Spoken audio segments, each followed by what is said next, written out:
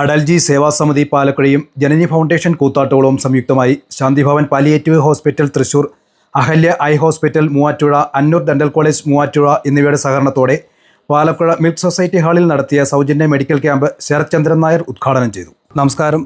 പാലക്കുഴ അടൽജി സേവാ സമിതിയും കൂത്താട്ടോളം ജനനി ഫൗണ്ടേഷനും സംയുക്തമായി തൃശൂർ ശാന്തിഭവൻ പാലിയേറ്റീവ് ക്ലിനിക്കിൻ്റെ സഹായത്തോടുകൂടി നടത്തുന്ന medical camp Palakuzha milk society ഹാളിൽ നടക്കുകയാണ്.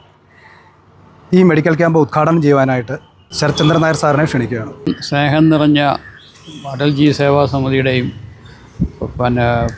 പാലിയേറ്റീവ് ശാന്തിഭവൻ പാലിയേറ്റീവ് കെയർ യൂണിറ്റിൻ്റെയും സഹകരണത്തോടെ അന്നൂർ ഡെൻ്റൽ കോളേജിൻ്റെയും കൂടെ ഉൾപ്പെടുത്തി ഇവിടെ നമ്മുടെ പാലക്കുഴയിൽ നടക്കുന്ന മിൽമ ഹാളിൽ നടക്കുന്ന സൗജന്യ മെഡിക്കൽ ക്യാമ്പ് ഔപചാരികമായി ഉദ്ഘാടനം ചെയ്തുകൊള്ളുന്നു.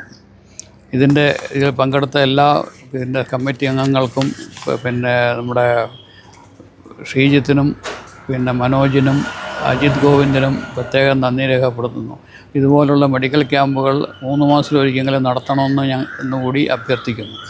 അടൽജി സേവാ സമിതി ഭാരവാഹികളായ Ajith V Govind, Sujith V R, Shaji Prabhakaran, Lal K Thomas, PM Manoj, NR Gopalan, Janani foundation chairman Sreejith Narayanan തുടങ്ങിയവർ പങ്കെടുത്തു.